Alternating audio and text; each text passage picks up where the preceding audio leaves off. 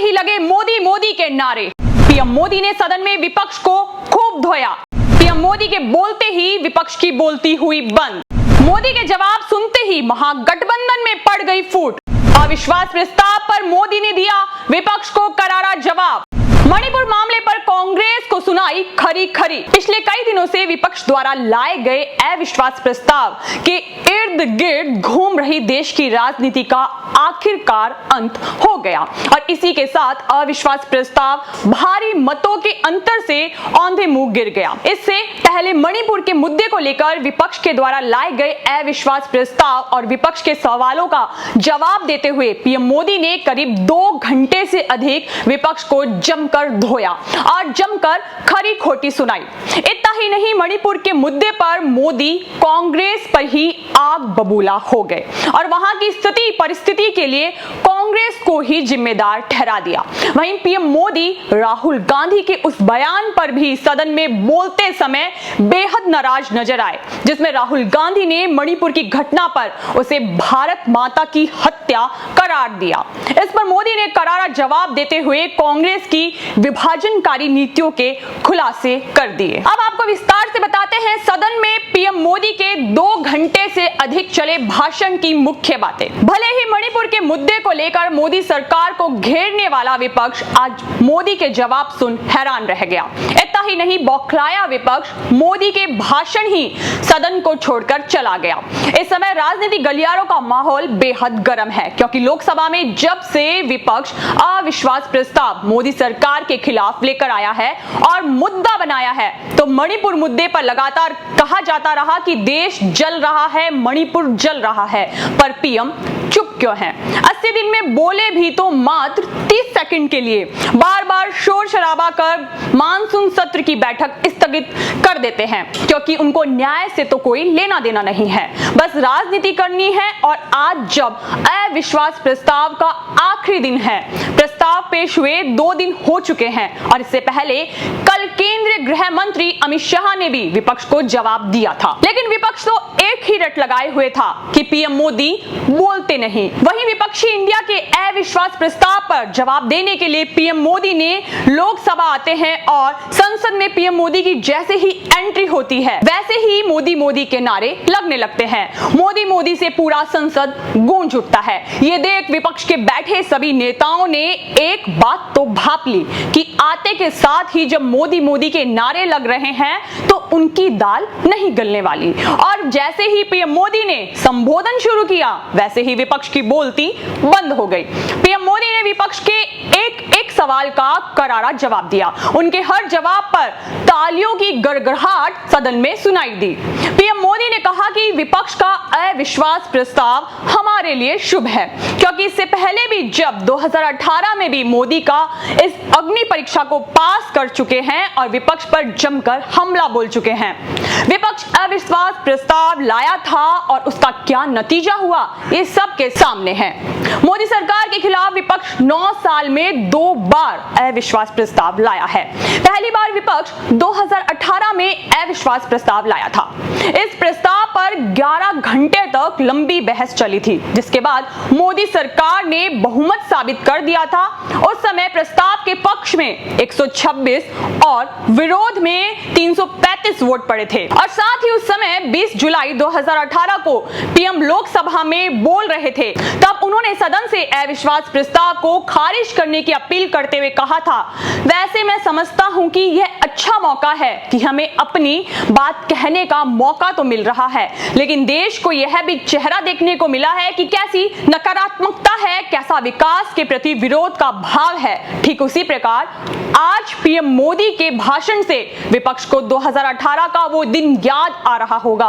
लगातार मोदी बोलते रहे और साथ ही साथ तालियां और मोदी मोदी के नारे लगते रहे। पीएम मोदी ने विपक्ष को बताया कि जिम्मेदार विपक्ष कैसा होता है, कि वो पूछता कि मोदी जी क्या आपका रोड मैप कैसा है। निर्मला सीतारमण से पूछते पर वो सिर्फ अनुभवहीन बातें करते हैं। साथ ही कांग्रेस पर निशाना साधते हुए कहा कि कांग्रेस को लगता है कि सब सोए सोए हो जाएगा, क्योंकि कांग्रेस के पास न नीति है, न नीयत है, न विजन है और उन्हें लगता है कि सब सोते सोते हो जाएगा। कांग्रेस के शासनकाल में देश 10, 11, 12 नंबर पर देश की अर्थव्यवस्था थी, लेकिन 2014 के बाद देश 5वीं अर्थव्यवस्था पर है। मोदी ने विपक्ष के अविश्वास प्रस्ताव पर करारा प्रहार करते हुए कहा कि जब विपक्ष 2028 में अविश्वास प्रस्ताव लेकर आएगा तब हमारे देश की इकोनॉमी तीसरे नंबर पर होगी।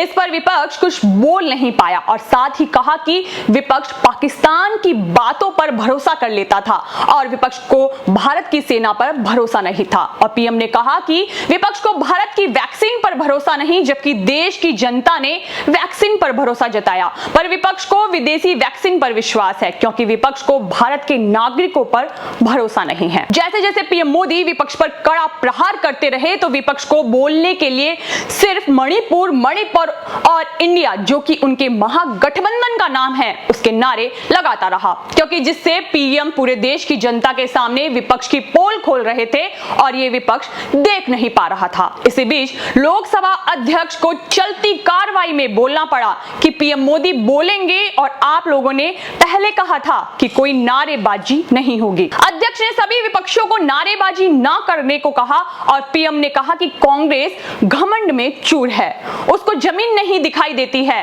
और जो कुछ दिन पहले आप लोगों ने यूपीए का क्रियाक्रम किया है उसके प्रति मेरी पूरी संवेदना है।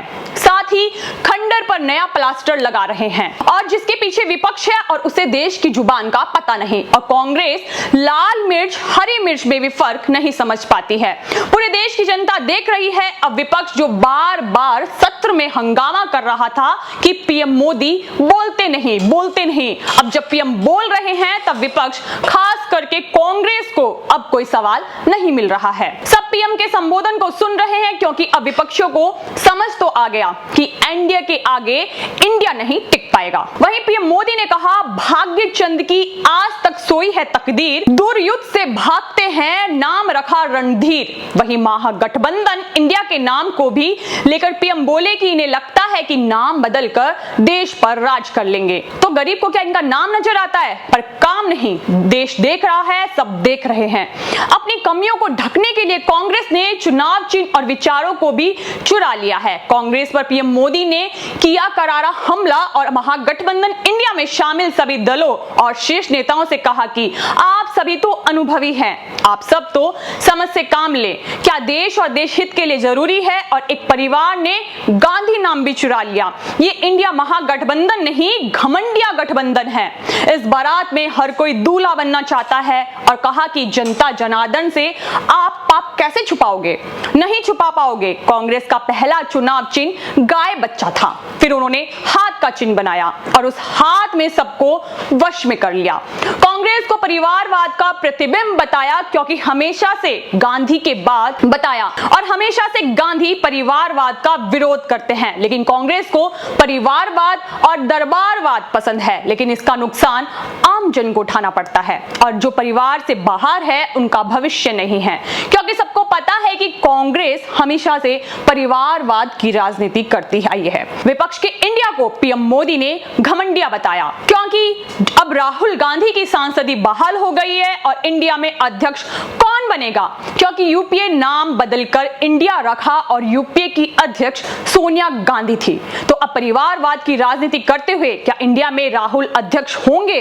और विपक्षियों को भी ये अच्छे से याद दिलाया कि पहले हवाई जहाज में केक काटे जाते थे, आज उसी हवाई जहाज में गरीब के लिए वैक्सीन जाती है। पहले ये लोग नौसेना के युद्धपोत में मजे लेते थे, अब आज वो युद्धपोत विदेश में फंसे लोगों को लाते हैं।